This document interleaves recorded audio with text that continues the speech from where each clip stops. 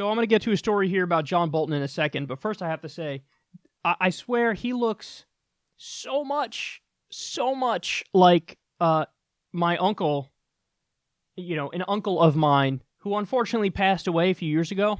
But interesting symmetry is that this uncle of mine was massively conservative, and his name was also John. It's kind of funny if you think about it. It's almost like they create, certain white people in a factory or something.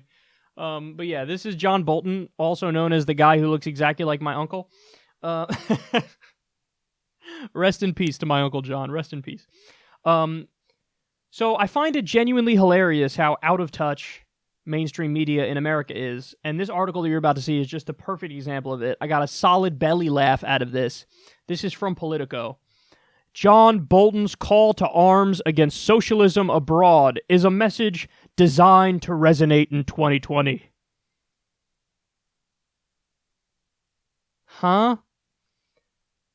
Here's what they say. Trump crackdown on Three Stooges of Socialism has 2020 thrust. On the 58th anniversary of the Bay of Pigs invasion, President Trump's national security advisor, John Bolton, addressed a group of Cuban American veterans of the failed effort to topple Fidel Castro's regime and announced a series of crackdowns on Cuba and its allies. It was part of a call to arms to fight socialism abroad, but it was also a message for domestic consumption, particularly in Florida, the nation's largest swing state and home to large Cuban American and Central and South American communities. So, hilarious that they're taking this 58th anniversary of the Bay of Pigs and they're celebrating it. Like, Bay of Pigs was this illegal CIA invasion and attempted coup of a government that didn't attack us. And they're like, what a wonderful event. The 58th anniversary of this totally great thing, the Bay of Pigs. No, that's looked upon as like, especially in hindsight, everybody looks back and goes, what were we thinking? Jesus fucking Christ, are you kidding me? We tried to storm the beaches with CIA folks and fucking topple a government that didn't attack us? What are you talking about? But the funniest thing about this, in my opinion, is the framing of the Politico article. They just went with exactly what fucking Bolton wanted them to go with. John Bolton's call to arms against socialism is a broad message. John Bolton's call to arms against socialism abroad is a message designed to resonate in 2020. Trump crackdown on the Three Stooges of Socialism has 2020 thrust. As if, single mothers in Cleveland or out of work, deindustrialized town guy, factory worker, working class gentleman, as if they're like, damn, man, we really got to start fighting socialism abroad more, man. No, they're concerned about their fucking medical bills, which Trump has made worse. They're concerned about, their wages, about getting jobs that pay them a decent wage where they can survive on it. They're concerned about their future. They're concerned about their nephew who just joined the military and is now being shipped off to Afghanistan for the zillionth year of this unnecessary war. That's what they're concerned about. But they're going to run on socialism bad. Must topple foreign governments. They literally go on in the article to say Cuba, Venezuela, and Nicaragua, in the past Colombia too. But Cuba, Venezuela, and Nicaragua, that these are the troika of tyranny because they're left-leaning governments, or nominally left-leaning governments. And, Bolton literally wants Trump to run in 2020 on doing more military intervention and toppling foreign governments that are leftist. And he genuinely believes, I got it. This is going to resonate.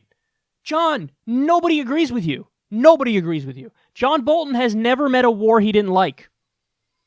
He was one of the architects of the Iraq War, which was one of the most abysmal disasters of this generation. In fact, he's just a fucking war criminal and he should be in prison. He should be in The Hague right now.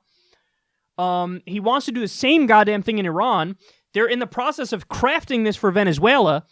And nobody ever, the American people are not, we gotta topple more governments. No, we got our fucking own crumbling infrastructure and shit gets a grade of D+.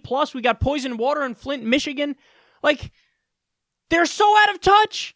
And Politico, which is supposed to be an organization that fact-checks the idiots in power, they run with it. They're a stenographer to John Bolton, and they just say, like, 2020 appeal? Toppling more foreign governments? Nobody wants that! Nobody wants that! How out of touch are you? Oh my god, it's so embarrassing. And as my buddy Jimmy Dore says, yet again, this is why you get your news from YouTube. You wonder why people get their news from YouTube. Because look at this shit.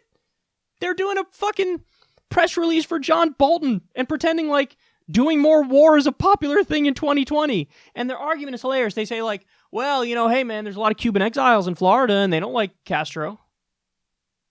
The reason why Republicans have had success in Florida recently is because there's a lot of older white people moving there, living at places like the fucking Villages, and, you know, voting in droves. They all make sure they go out to vote in every election for whoever the Republican is. So that's the idea that it's like this tiny, you know, Cuban population or people who had lived under a left-wing Nicaraguan government or whatever. Like, no, the constituency for that is so small. Donald Trump, among people of color, Donald Trump's approval rating is like fucking off the charts as in -8 zillion. Like, he's not going to ever win people of color, and that's not a giant, like, ooh, a constituency we can win over. No.